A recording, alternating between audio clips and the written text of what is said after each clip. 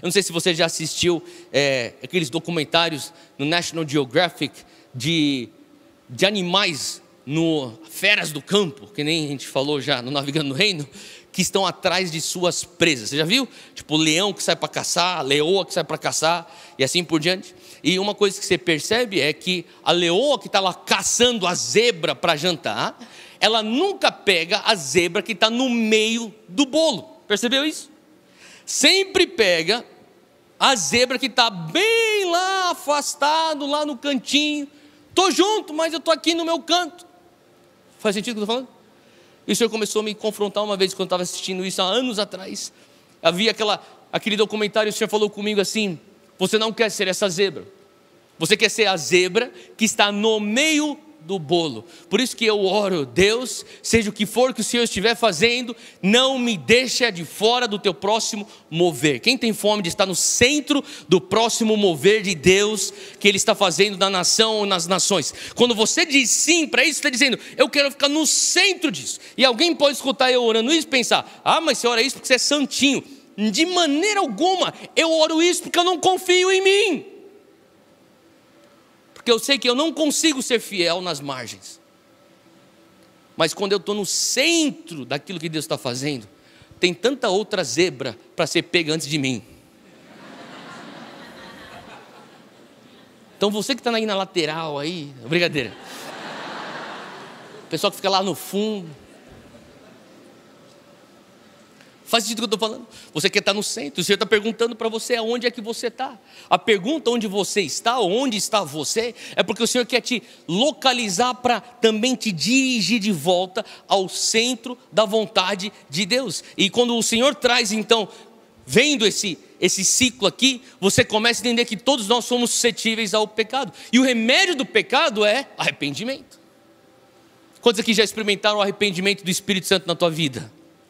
A palavra nos ensina que quem gera o arrependimento em nós é o Espírito Santo. É Ele que te convence da justiça e do juízo. Então não tem a ver com você ficar convencendo teu amigo que ele está em pecado. Para de fazer isso. Só ore, peça o Espírito Santo. Convence ele, convence ela. Faz sentido o que eu estou falando? Porque muitas vezes até aquilo que você começa a falar com força humana, tentando manipular, começa a se tornar então um bloqueio do Espírito Santo agir. Quando você começa a orar e falar: Espírito Santo, mostra-me, sonda-me o meu coração e mostra-me, Senhor, aonde existe um caminho mau. Você já fez a sua oração? O salmista, quando ele estava em pecado, voltando em arrependimento, era uma oração natural do seu coração: Deus, eu quero ter a convicção daquilo que eu fiz. E sabe, uma coisa que eu entendo é que quando o Espírito Santo traz o arrependimento, ele espera uma resposta imediata. Porque o arrependimento sem velocidade, por exemplo, a zebra está aqui andando, comendo sua grama, acho que ele come grama, né? E está todo mundo lá, e daqui a pouco começa a aparecer um leão, uma leoa lá no horizonte. Todas as zebras começam a correr, essa zebra aqui começa a trotar. E ela pensa: daqui a pouco, um de nós vai se tornar o jantar dos leões.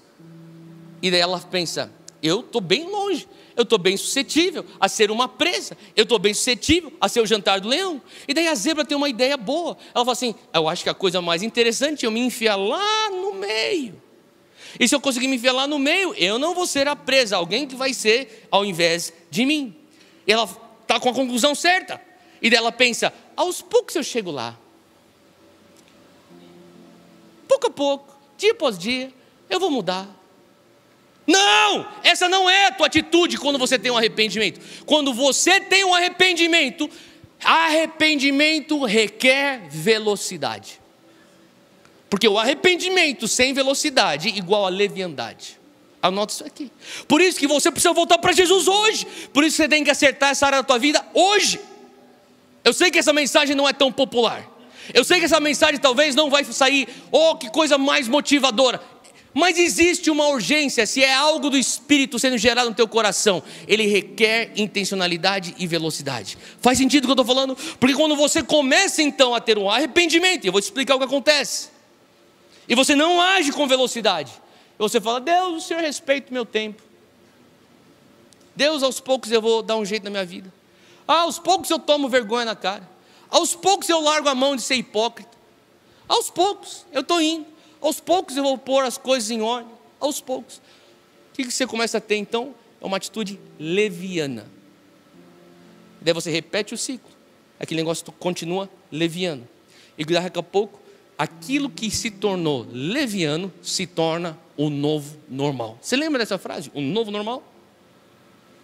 Daqui a pouco você está vivendo um novo normal. Você tem que olhar para toda a doutrina, teologia que você cresceu crendo na igreja, que você cresceu sendo ensinado na Bíblia, da Bíblia, e você vai ter que falar assim: vamos atualizar então para caber dentro do meu novo normal, porque teve um padrão de ter tido arrependimento sem a velocidade de mudança. Faz sentido? Deus está olhando e perguntando: onde você está? Porque Ele queria que o homem rapidamente voltasse, assim como o filho pródigo de Lucas 15. Você lembra de Lucas 15? Aquele homem, aquele filho, ele tem então o convencimento. O que ele faz? Ele se levanta, ele está lá alimentando os porcos, ele se limpa e fala: chega disso, cara, eu vou voltar para a casa do meu pai. Quem sabe nem se for um funcionário do meu pai, vale mais a pena do que ficar aqui longe da casa do meu pai.